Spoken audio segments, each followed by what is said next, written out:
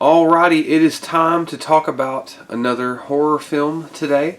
I just want to start off and say I apologize. Normally I upload Monday and Friday, but I've been a little sick this past week. Just haven't really been feeling too good.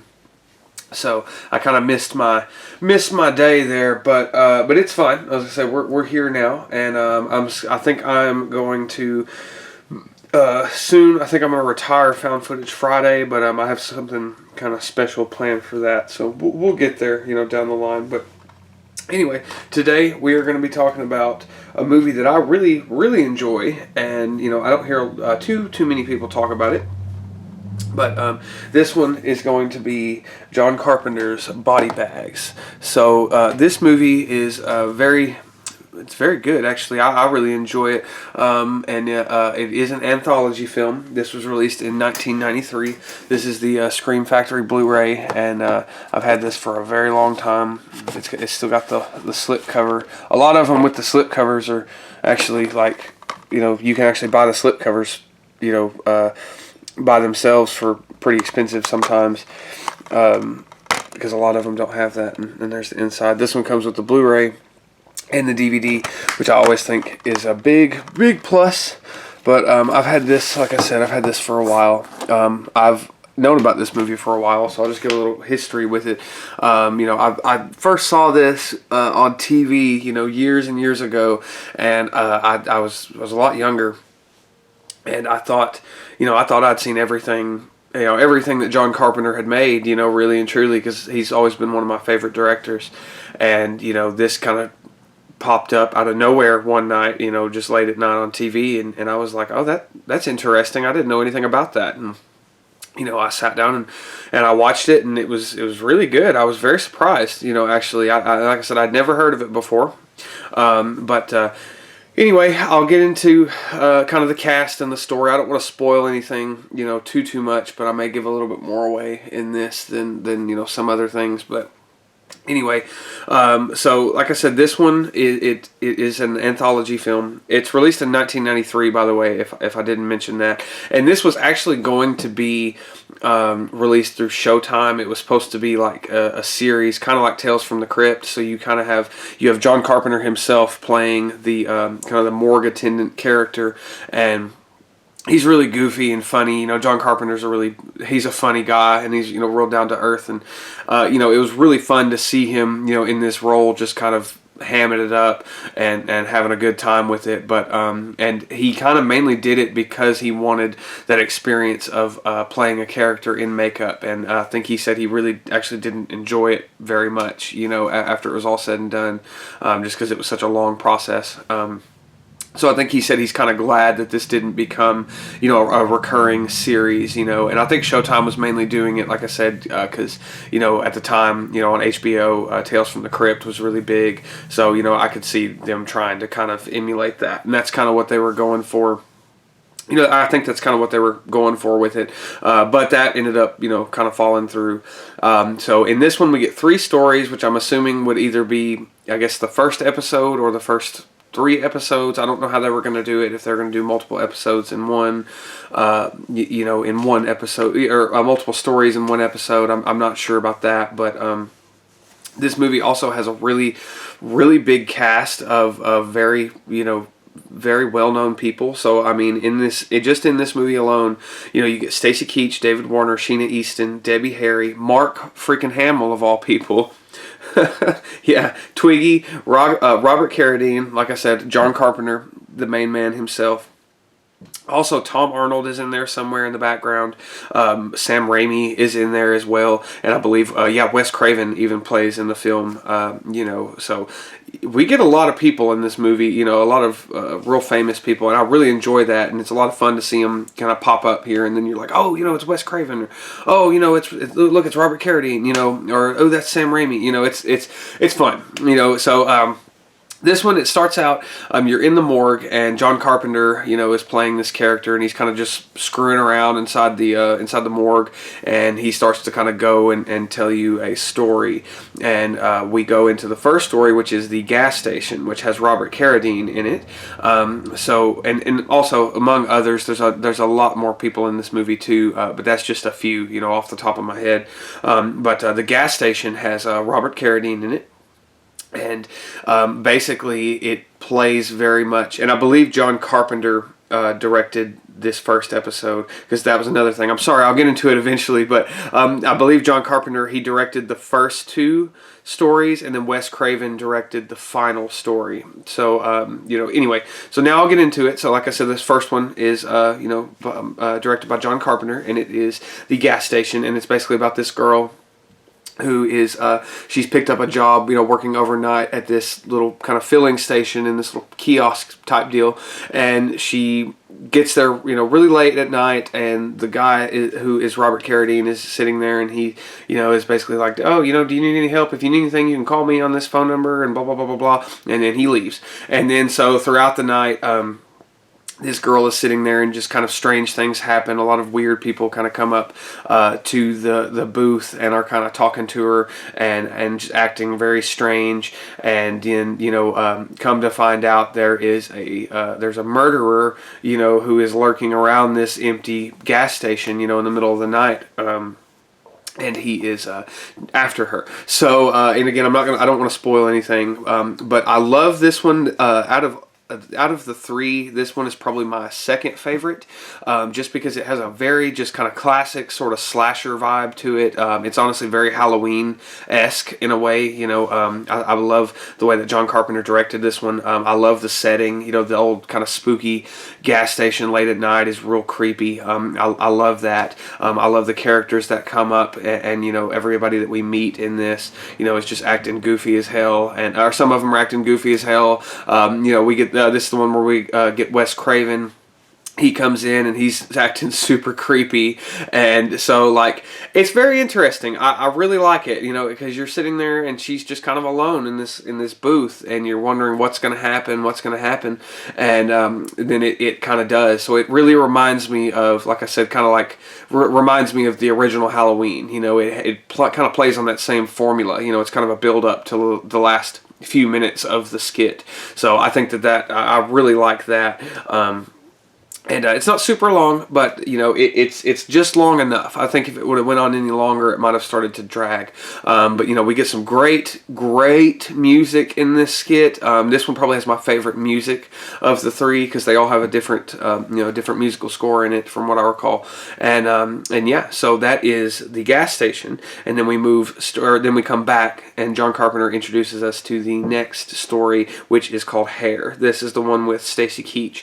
So this one is also very interesting as well. This is probably my favorite of the bunch, just because it's so convoluted, but it's just so gross. It really makes my skin crawl. And this one I might spoil a little bit more, but it really doesn't do it justice actually seeing the full skit. But basically, Stacy Keach is this man with very thinning hair, and he's losing his hair, and apparently he used to have really long and luxurious hair, and he's seeing all these people walking around, and it's really making him feel bad. He's kind of going through a midlife crisis. He's wanting his long, flowing, beautiful hair back, and so he sees this ad on TV, and it's kind of a hair transplant type place, and he decides to go in there, and they do the surgery kind of thing on him to give him this long mane of hair, and he wakes up the next day, and it's luxurious, it's fabulous, it's luscious, it's full, and he's so happy, he's so excited, he's just over the moon.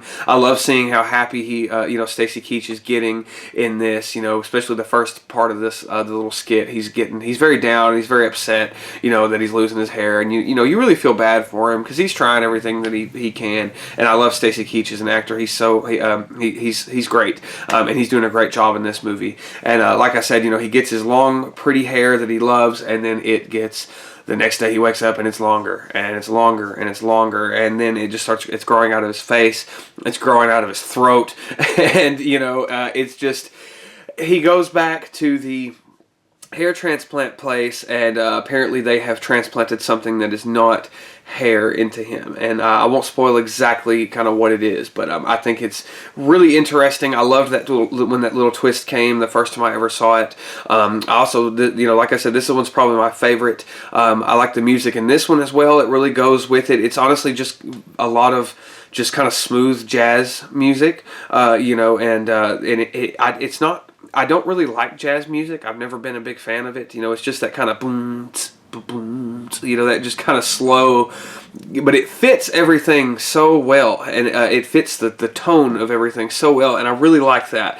And like I said, Stacy Keach is doing a phenomenal job in this, as the lead role, and he's great. That one is probably my favorite, like I said.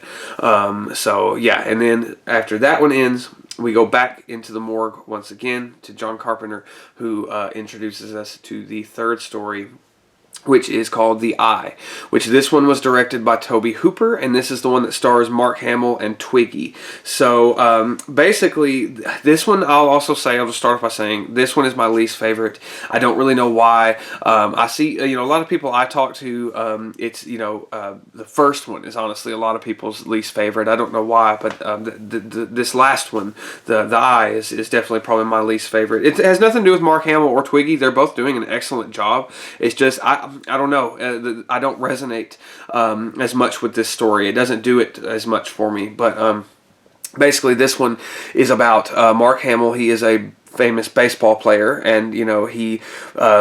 That's just kind of it. And he's driving home to his wife one night, which is Twiggy, and he gets in a car accident and he loses his eye, one of his eyes. I think it's his left eye. I can't remember off the top of my head, but he loses one of his eyes, and that is the eye that he uses to see the ball. So he thinks that his career is over and he's done with, and he'll never be the same, and all this and blah blah blah. And they end up finding out that he can get a surgery for to get a new eyeball. So they do, and when he comes back home, it's like it's perfect. His career is saved. His life. He feels that his life is saved.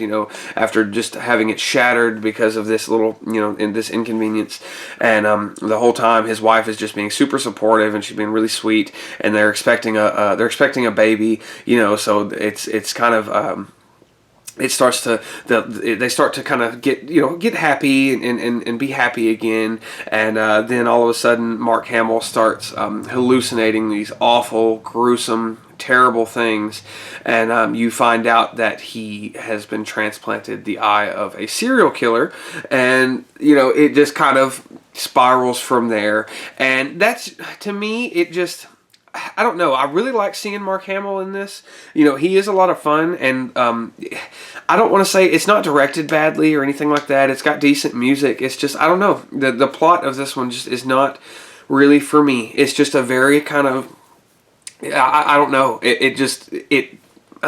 I can't really explain it, but I'll just say that The Eye is probably my least favorite story. I honestly, sometimes I'll sit down and watch this movie, and after Hair is over, I'll turn it off, because, just like I think I said on whenever I reviewed Two Evil Eyes, sometimes I'll just watch the first story, and then I'll just turn it off and don't even watch I'll watch my favorite story, and I don't do that all the time. Most of the time when I watch it, I do sit down and watch the full thing through, but just every once in a while, if I really feel like just kind of checking out those first two skits, especially I'll put or first two stories. I said skits. And I want to watch the first two stories. I'll just throw that on and check that out. So yeah, that is all three of those stories. Like I said, if I had to rank them in order, even though I just said that, we kind of told you what it would be. Hair is number one. The Gas Station would be number two, and The Eye is number three.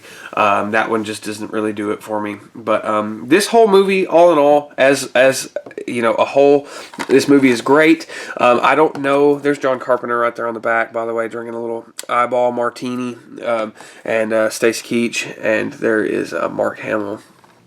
But, I don't know if this was just supposed to be the first episode or if this was like the first three episodes all crammed into a movie. Because from what I understand, like I said, after they scrapped the idea of it being a show, they kind of just lumped them all together in this. And I say that, and another reason why I say that is just because some of the, and this could have nothing to do with it, but some of the lead up, like John Carpenter's line delivery right before we get to the story, and some of the things that he's talking about they're not very relevant in the actual story, except for the eye. I think the story with the eye, I think he actually does lead into that one, but I can't remember. It's been a little while since I've seen this, it's just kind of ingrained in my brain. But I really do enjoy this movie. It's one of my favorite anthologies of all time. I'll go ahead and rate it. Let me see here. I'm going to rate this one pretty high because I enjoy this movie a lot. I'll rate this one a 4 out of 5 because I really, really love this movie. I would honestly give it a 5 out of 5 if I didn't dislike the last story so much. Shoot me, crucify me, whatever you want to do, but that's just me. That's just how I feel about, the last one. But like I said, if it had been just a little bit different, or if it had a different story, or maybe if the eye was the first story and we left off on, if the eye was first, the gas station was second, and, hair was the last one, I think that might have been a little bit better. So, because I don't know. I don't like the way it leaves off on that one, and then you're like, oh, that's it. That sucks, but anyway, so yeah, like I said on this one, 4 out of 5. I highly recommend it. Definitely check it out if you've never heard of it. If you're a John Carpenter fan, I'm a huge John Carpenter fan, so of course this one's going to be in my collection. But anyway, so stay tuned for the next video, I suppose. I don't know what it's going to be yet, but we'll figure that out soon enough. And until next time, goodbye.